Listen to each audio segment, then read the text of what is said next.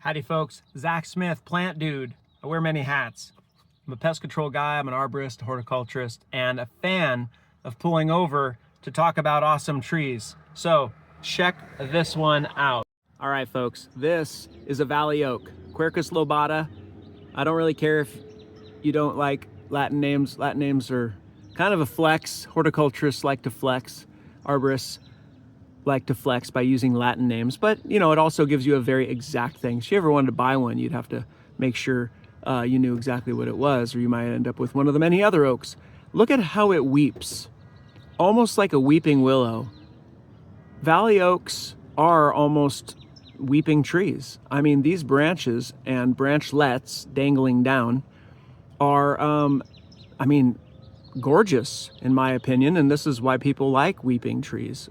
It gives a feeling. It's why landscape architects and designers for the ages have put in plants of different shapes and textures and colors. You know, it gives you a feeling. It's very soft, very flowy. We also like our hair to like flow down long and soft, and we like that sort of thing in many different ways. Plants emulate, a lot of, stimulate a lot of good feelings in us. Like over here, we have redwoods and Canary Island pines. They grow up like cones and have a conical shape with a more feathery texture. And, anyway, this beautiful neighborhood, right? You've got another big oak, thriving maybe. These are very mature. That's a very mature oak there. Hard to judge thriving. Trees don't always just tell you they're thriving, but they're for sure not in decline, okay? And a mature tree is going to slow down and respond more slowly. This one's not quite as old looking as the other over there, I think. But they're not young. These trees are, I'm not even going to venture a guess, much more than 50 years old and not 300 years or so years old probably. Hard to gauge a tree's age just by size, because you can have an itty bitty ancient oak tree that's just growing in a very dry area, and you can have one that's pumped up on fertilizer and moisture. But one thing I really am big on, as I was saying, one thing I'm really big on is proper pruning and or no pruning. There's a belief, it's a habit in my opinion, that trees need pruning. And yes, people can be good stewards of trees and forests and the land. People have co-evolved with the land for a long, long time. The genus Homo is 2.5 million years old. Been around a while, and there was something before that with a mind that's kind of like down to modify and improve. So we cultivate, and plants have benefited likely from that cultivating mind and habit. But it also gets a little bit to where trees must get cut. There's a lot of mindset, trees must get cut. No, they don't must anything. The thing I love about the shift I have seen in my own horticultural mindset is emulate nature. And of course, very challenging in the irrigated and cultivated landscape, but not impossible. And if you emulate nature, you don't cut all the ends of the branches off. You just don't. You don't top and head back and butcher trees. Now, there's a lot of stylistic pruning that's done on purpose. One of the most common you'll see is mulberry trees are often pollarded, sometimes done well, sometimes not. Don't know why that particular tree is almost always pollarded, but it is. And probably a little bit of like, well, it's what we've always done. If you pollard certain other species of trees, you just won't get anything back. Most conifers don't grow back from those cuts. They don't have the ability to produce what are called epicormic sprouts. A lot of conifers don't.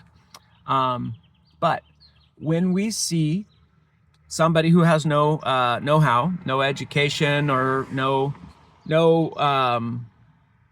awareness, and they get the chainsaw out and they take a tree like I was pointing out there and they cut all the branches off, It's not a refresh. It's not a restart. It's not a haircut. See, hair just keeps growing and growing and growing, and we keep cutting it, and a good fresh haircut looks sharp.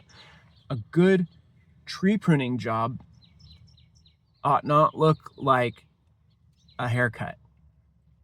The tree did what it did to grow the amount of leaves or leaf forming twigs based on how much food it needs. See, it gets its food from its leaves. So if you cut off the branches and all its twigs, there's a huge deficit of food produced by that tree, and that tree now goes into its reserves, which are not unlimited. They're not unlimited reserves. And that tree is now, instead of spending time thriving, is spending time recovering from its pruning.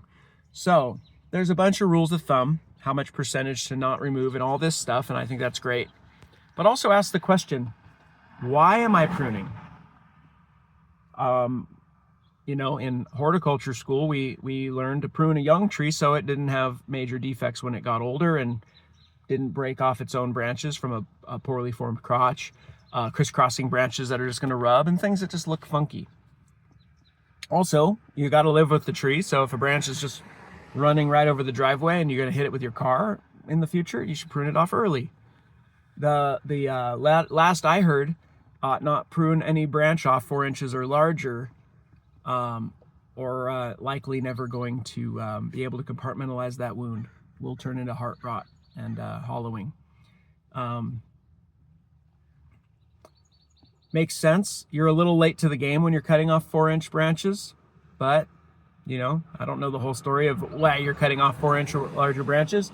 But coming in, if I wanted to be a young and impressive up-and-coming tree cutter or arborist, I might be like, yeah, I'm going to get the chainsaw because that's the tool that makes the noise and looks pro.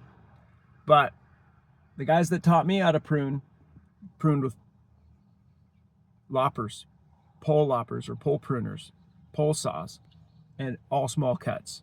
Lighten up a little bit and make it look like you barely touched it. It costs more to touch it up here and there like that. But again, why are we pruning? Don't think you're going to cut big chopping cuts to stop a tree from being dangerous. You know, in general, that's not likely going to reduce danger, but increase future danger, as any big cuts are likely to produce big response growth. People call them water sprouts, epicormic sprouts, crow's feet, whatever. They're weakly attached response growth, which can snap off quickly. And anyway, it just looks like crap. And I'm big on aesthetics. We don't do ornamental horticulture and skip the ornamental part. This is about aesthetics. Always, always, always, it's about aesthetics. It's art. Horticulture is art. We are building living works of art. And look, works of art look good when, you know, they're not all hacked up. So that's my soapbox for the day. Thank you for whoever left this big, beautiful oak to just be. Maybe there's a rule and a regulation around here that says you can't cut it. People get all mad, you can't tell me what to do with my tree. It's the community's tree, man.